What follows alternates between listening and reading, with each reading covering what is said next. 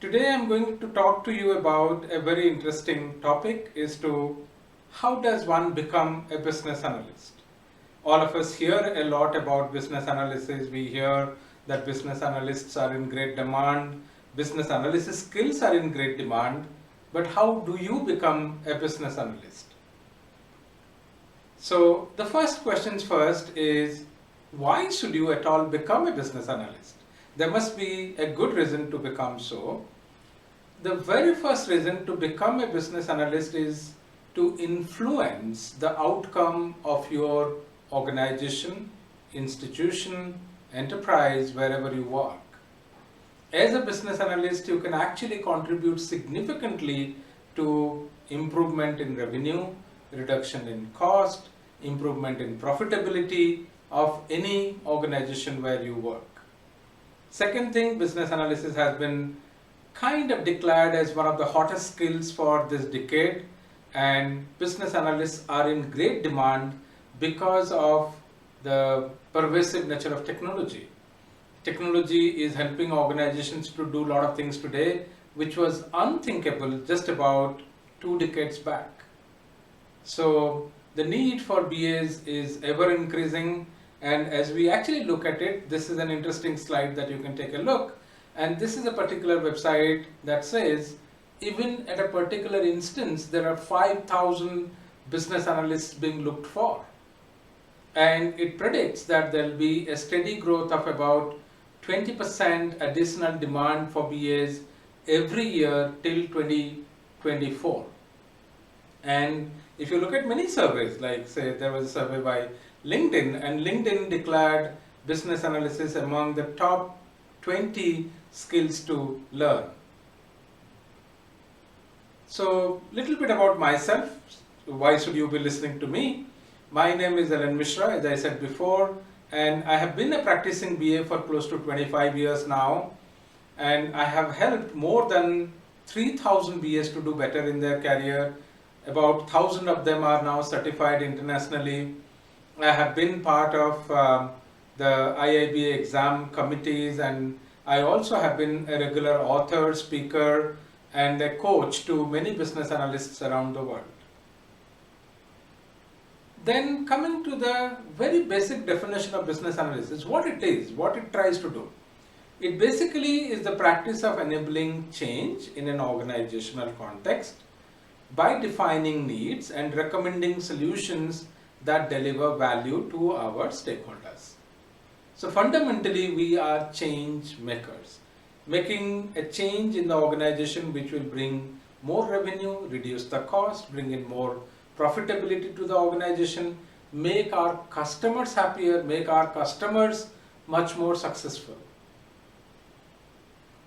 So most of the business analysis projects, if you involve, it will involve some kind of a study of organizational systems, which could be technology systems or other aspects, and how to make them better to deliver better value to the stakeholders. So how do you become a business analyst? Many of you may be actually performing some part of business analysis role, but you may be kind of worried, are there any discrete steps which I can take to become a formal business analyst? You actually can, and let me describe the steps for you. Of course, the first step is to learn a bit of business. Some of you may be working in technology space, maybe a developer, maybe a tester, and sometimes we are pulled away from business, and that is what makes it difficult for us to understand what businesses are trying to do. To get the overall picture of business, there is a great book which we published about a 2 quarters back, which is Handbook of Business. This is actually the very first attempt by any organization to publish a handbook on business. And it's a wonderfully written book by me and my co-authors, where we are describing about the purpose of business, what type of business entities exist, what do they generally do.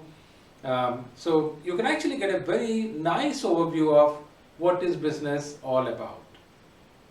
Then the second aspect we would always emphasize is to improve your behavioral skills. Maybe you are in technology and there the behavioral skills don't matter as much, although I believe behavioral skills matter for any role, but especially in business analysis role, the demand on behavioral skills is a lot higher because we are communicating with large number of stakeholders, sponsor, project manager, implementation SME, domain SME, testers, all kinds of people, end users, suppliers. So obviously we need to be good at communicating, written, oral. We should be good at stakeholder interactions. We should have great listening skills because we need to imbibe everything our stakeholders are saying and then bring it in a language which our developer friends can understand. We should be good in facilitation, presentation skills, and of course problem solving skills. Some of these skills you may be already practicing in your job, so don't think that these are absolutely new skills which you have to start from ground zero, and many of the skills you could pick up from your previous job experiences as well. Third point, you need to learn the business analysis process, and like any other activity, business analysis also can follow a defined approach. And in fact, we published a very interesting book called A Beginner's Guide to IT Business Analysis, which is very easy to understand, written in a language which anybody, even if you don't have any experience in business analysis, will still be able to follow. And this also comes with a real life example of a project where we developed a project management system for one of our clients in the past. So we have taken that project and we have run it through the entire BA cycle with examples in this particular book. Then as BAs, we are supposed to be diagrammers, we are supposed to be modelers, and as we say, a picture speaks 1,000 words. So we need to learn good number of tools which will help you to diagramize your concepts, ideas, processes, systems. And there are many interesting tools in the market: Jira, Balsamiq, MSVCO, Bizazi, BPM. Such tools exist in the market.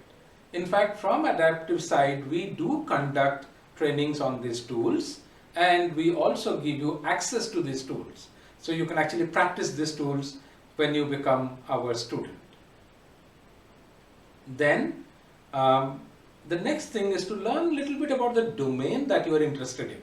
And in general, I would suggest look at the domain that you currently work. All of us, if you are working, we are in a domain. If you are not working, then possibly you have to pick up an interest in a domain and start learning about the domain. One of the places which I typically refer to for learning about new domains is called APQC. And APQC has published good number of domain models for many domains: aviation, banking, insurance, healthcare, quite a few. So please read them. They are all free, available to you, and you can start learning a particular domain or a couple of domains that's of interest to you. Because when you know a domain, your stakeholders respect you a lot more. The sixth one, get involved in possible BA activities. So always there is something happening in your company, a process improvement initiative, an automation initiative, whatever is happening, try to play some role in that. Maybe you are uninvited, make yourself invited.